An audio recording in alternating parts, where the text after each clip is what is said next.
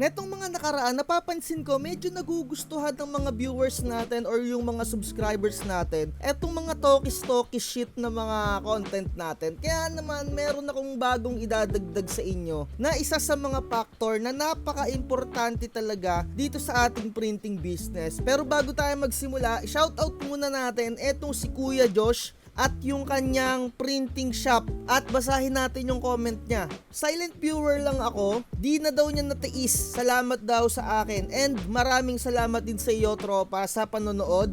Maraming papel na masasayang at puyat na pagdadaanan, sabi niya, and never-ending learning process ang printing, which is totoo talaga. Pa-shoutout ng maliit kong printing shop. Ito yung pangalan ng printing shop niya, baka nagagawi kayo dyan sa parating Malabon. Printero, from Potrero, Malabon. So kung malapit kayo sa Malabon, no, alam nyo naman na sa kanya yon, kay Kuya Josh, shoutout sa'yo, salamat sa panonood. At eto na nga, isi-share ko sa inyo kung ano talaga yung pinakakailangan yung factor dito sa printing business na which is etong sinabi din ni Kuya Josh. Etong consistency and never-ending learning process. Kasi mga tropa ko, napakalawak ng printing. Hindi lang pag-print ng documents. Ako akala ko talaga before, pagka nag-printing business ka, print ka lang ng documents and ID. Napakalawak pala. Nandyan din pala yung sticker label, mugs printing, t-shirt printing, 'di ba? Sobrang dami at mga crafting. Akala ko nga dati ang mga tropa, yung sa birthday,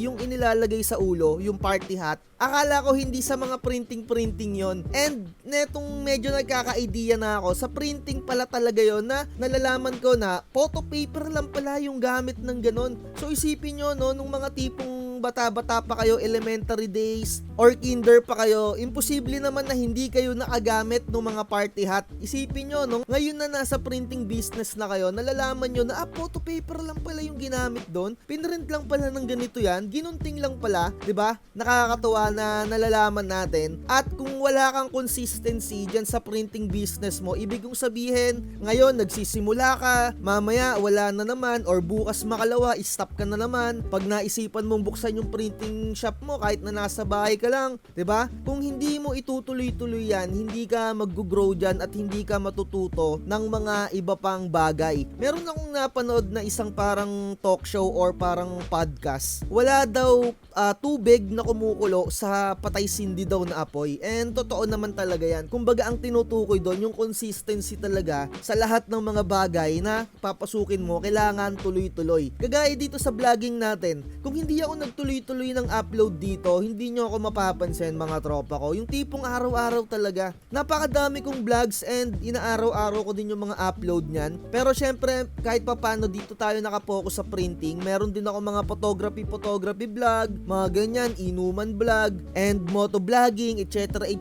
gaming channel. Kung hindi ka consistent dito sa vlogging din mga tropa, hindi ka papansinin din. Lahat ng bagay na papasukin mo, kailangan consistent. Lalong-lalo na kung nasa pagkain ka na business. Sabihin na natin hindi printing business. Example na natin yung pagkain. Kung merong karinderya kang itinayo, kung araw-araw kang nagbubukas, yung mga customer mo sasabihin sa'yo niyan, boss parang medyo maalat boss parang medyo matabang Kaya sa susunod na araw, mga tropa ko, makukuha mo na yung tamang timpla or kilite ng mga customer mo kasi paulit-ulit lang yung mga customer mo na yan. Mas matatalo mo yung, alam mo yung masarap magluto pero laging sarado na ikaw ay araw-araw at time to time masasarap na yung luto mo kasi nakuha mo na yung kilite ng mga customer mo. Lahat ng bagay na papasukin mo na business, ganyan dapat, consistency. Huwag kayong maiinggit sa mga nakikita nyo na napakagandang mag-craft. Yung sinasabi ko na, alam mo yung nakikita nyo sa mga newsfeed, di ba nag-i-scroll kayo ng mga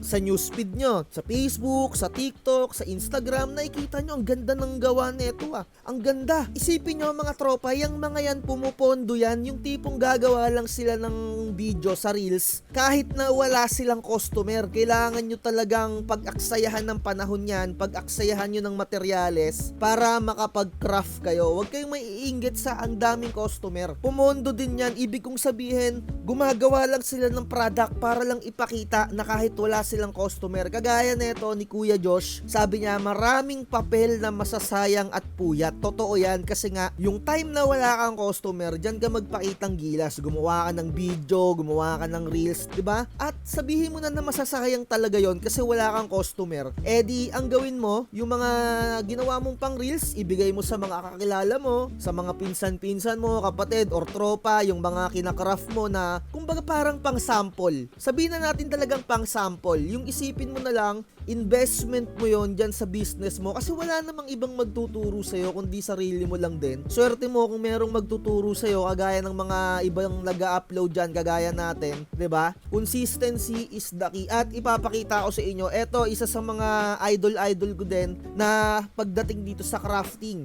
Tignan nyo etong Facebook page ni Infinite Prince, isa sa mga tropa natin. Nakakatuwa talaga yung mga kinakraft niya dito. Napakaganda mga tropa at sinasabi ko sa inyo, wag na wag kayong maiinggit kung napakaganda ng mga craft nila kasi hindi nyo alam kung gaano sila katagal nag-practice or ilang beses silang nag-practice, ilang materials yung nagawa nila at nasayang nila bago nila magawa yung mga ganyang bagay. 'Di ba? Eto mga tropa, no, sinasabi niya sa akin na sample for sample mga tropa hanggang sa syempre nagkakaroon ka ng customer dyan. Eto isa sa mga tropa natin to na napakatagal ko ng kausap. Puro sample yung ginagawa niya at hindi siya nangihinayang kasi kailangan talaga natin ng ganyan. Kumbaga parang ayan yung pinaka-advertisement mo hanggang sa makakuha ka ng customer. And nakikita ko naman na talagang nagkakaroon talaga ng customer etong mga tropa natin na to. Napakaganda. Pero inuulit ko, no, wag kayong maiinggit, mag-practice din kayo at sinasabi ko, nakukuha yan sa practice. Ayan o, nakikita nyo, napakaganda nyan.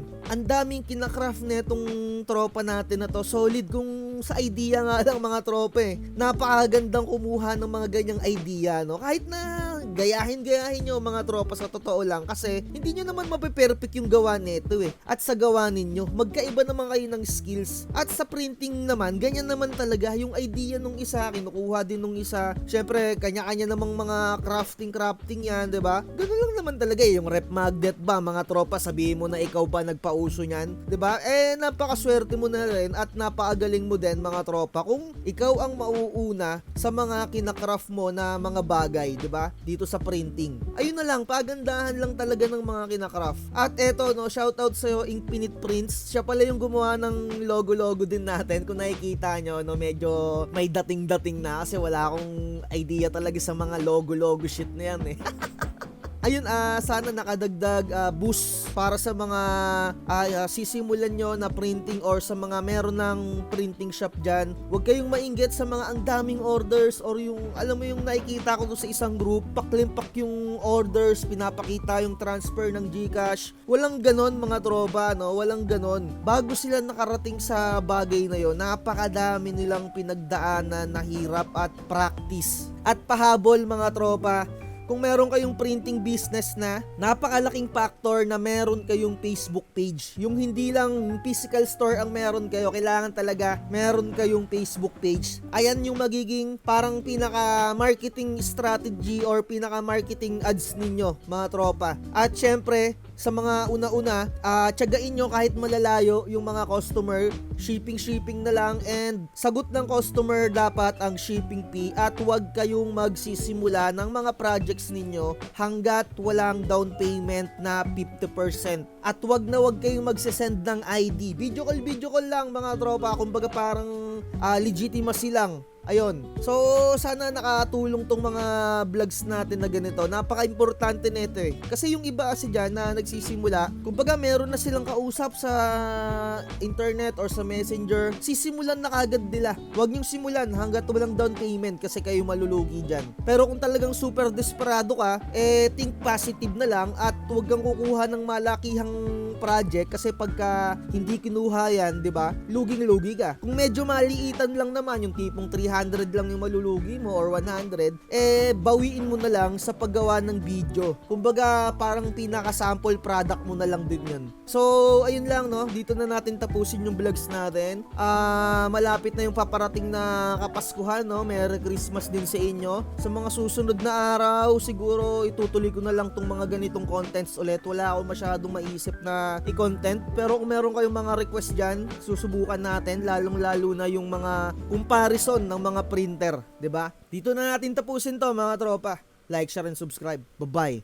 At lagi ko sinasabi, huwag magpapauto. Huwag kang magpapauto, mag-isip ka sa pilian. Sa laro ng buhay, dama ang tampuhan. Di lahat ng nagpa-hype, siguradong totoo. Sariling landas, hanapin mo.